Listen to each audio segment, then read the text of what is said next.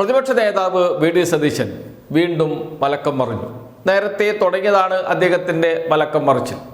മാധ്യമങ്ങളോട് എന്തെങ്കിലും വിളിച്ചു പറയുക, പിന്നീട് അതേക്കുറിച്ച് സംസാരിക്കുമ്പോൾ മാധ്യമങ്ങളോട് ക്ഷോഭിക്കുക, ഒഴിഞ്ഞു മാറുക.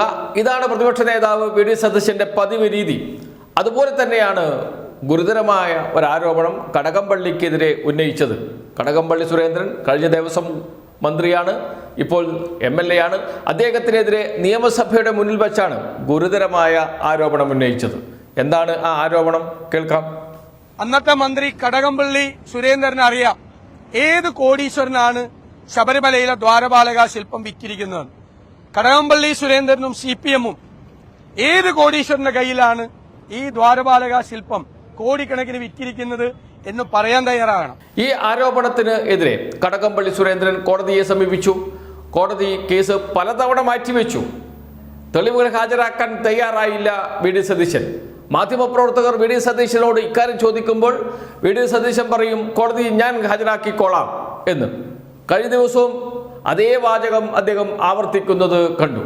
എന്നാൽ ഇന്ന് കോടതി കേസ് പരിഗണിച്ചപ്പോൾ അദ്ദേഹം പറഞ്ഞ വാക്കുകളാണ് ഏറ്റവും ശ്രദ്ധേയം.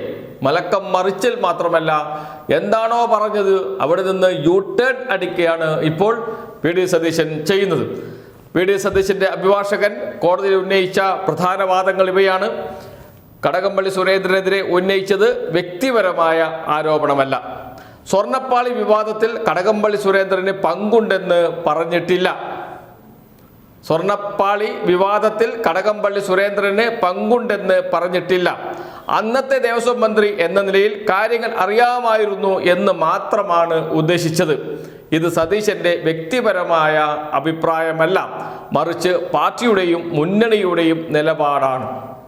ഇത് വി.ഡി. സതീശന്റെ അഭിഭാഷകൻ പറഞ്ഞതാണ്.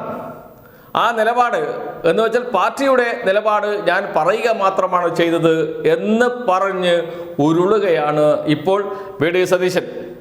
ദേവസ്വം ബോർഡ് സ്വതന്ത്ര സ്ഥാപനമാണെങ്കിലും അംഗങ്ങളെ നിയോഗിക്കുന്നത് സർക്കാർ ആയതിനാൽ വകുപ്പ് മന്ത്രി എന്ന നിലയിൽ കടകംപള്ളിക്ക് ഉത്തരവാദിത്വമുണ്ട്. ആരോപണം മൂലം കടകംപള്ളിക്ക് എന്ത് മാനനഷ്ടമാണ് ഉണ്ടായത്? എത്ര പേർ അദ്ദേഹത്തെ സംശയിച്ചു? അതിന് തെളിവ് ഹാജരാക്കാൻ പരാതിക്കാരന് സാധിക്കുമോ? ചോദിക്കുന്നത് വി.ഡി. സതീശന്റെ അഭിഭാഷകനാണ്. സമാനമായ വാർത്തകൾ നൽകിയ മാധ്യമങ്ങൾക്കെതിരെ കേസ് നൽകാതെ തൻ്റെ കക്ഷിക്കെതിരെ എന്ന് വെച്ചാൽ വി.ഡി. സതീശന് എതിരെ മാത്രം നടപടി സ്വീകരിച്ചത് രാഷ്ട്രീയ പ്രേരിതമാണ്. ഇതാണ് വി.ഡി. സതീശന്റെ അഭിഭാഷകന്റെ പ്രധാന വാദങ്ങൾ. എന്ന് വെച്ചാൽ നേരെ U-turn അടിക്കുകയാണ് ചെയ്യുന്നത്. അത്തരമൊരു ആരോപണം ഉന്നയിച്ചിട്ടില്ല, വ്യക്തിപരമായ ആരോപണമല്ല, പാർട്ടിയുടെ തീരുമാനം പറയുക മാത്രമാണ് ചെയ്തത്. സമാനമായ ആരോപണം ചില മാധ്യമങ്ങളിൽ വന്നിരുന്നു. മാധ്യമങ്ങൾക്കെതിരെ കേസ് കൊടുത്തിട്ടില്ല, എനിക്കെതിരെ മാത്രം കേസ് കൊടുത്തു, അത് രാഷ്ട്രീയ പ്രേരിതമാണ് എന്ന് പറഞ്ഞ് വിലപിക്കുന്ന വി.ഡി. സതീശനെയാണ് കോടതിയിൽ കാണാൻ കഴിഞ്ഞത്. മലക്കം മറിയൽ. ഇതാണ് ഇപ്പോൾ വി.ഡി. സതീശന്റെ നില. 106 ദിവസമായി ആരോപണം ഉന്നയിച്ച് ഇന്നത്തേക്ക് 106 ദിവസമായി. ഇതുവരെയും ഒരു തെളിവ് കോടതിക്ക് മുന്നിൽ ഹാജരാക്കാൻ കഴിഞ്ഞിട്ടില്ല വി.ഡി. സതീശന് എന്നോർക്കണം. ഇപ്പോഴും കടകംപള്ളി സുരേന്ദ്രനെതിരെ ആരോപണങ്ങളൊക്കെ ഉന്നയിച്ച് മുഖം രക്ഷിക്കാൻ ശ്രമിക്കുന്നുണ്ട് വി.ഡി. സതീശൻ.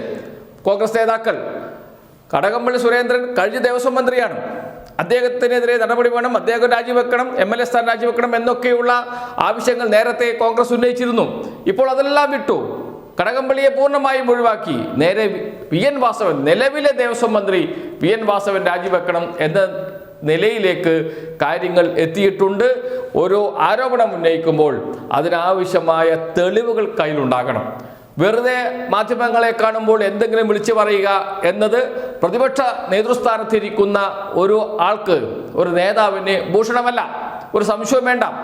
ഇത് വലിയ കളിയാണ്. കള്ളം പറഞ്ഞുകൊണ്ടേയിരിക്കുക, ഓരോ ദിവസവും കള്ളം പറഞ്ഞുകൊണ്ടേയിരിക്കുക. ആ കള്ളം തെറ്റാണ് എന്ന് തെളിയിക്കാൻ കുറേ ദിവസമെടുക്കും, കുറേ നാളുകളെടുക്കും. അതുവരെ ആ കള്ളം ഇങ്ങനെ സഞ്ചരിച്ചു കൊണ്ടേയിരിക്കും. അങ്ങനെ ജനങ്ങൾക്ക് ഇടയിൽ ആശയക്കുഴപ്പമുണ്ടാക്കാം. ഇതാണ് കോൺഗ്രസിൻ്റെ ഇപ്പോഴത്തെ രീതി. അത് കനകോലുവിൻ്റെ കോൺഗ്രസിനെ നയിക്കുന്ന തെരഞ്ഞെടുപ്പ് തന്ത്രജ്ഞൻ എന്നൊക്കെ വിശേഷിപ്പിക്കുന്ന കനകോലുവിൻ്റെ സിദ്ധാന്തമാണ്. അത് കേരളത്തിൽ വിലപ്പോകില്ല. മറുപടി പറഞ്ഞേ തീരൂ വി ഡി സതീശൻ. ഇനിയിപ്പോൾ നാളെ തെരുവിൽ വി ഡി സതീശനോട് ചോദിക്കും എന്താണ് നിങ്ങളുടെ നിലപാട്, എവിടെയാണ് തെളിവ് എന്ന്. അദ്ദേഹം പറയുന്ന മറുപടി ഇപ്പോൾ തന്നെ ഞാൻ പറയാം, അത് ഞാൻ കോടതിയിൽ പറഞ്ഞോളാം എന്നായിരിക്കും. അതാണ് വി ഡി സതീശൻ. അതുകൊണ്ട് തന്നെയാണ് വി ഡി സതീശൻ ഒരു ഉറച്ച നിലപാടില്ലാത്ത വ്യക്തിയാണ് എന്ന് പറയാനും കാരണം.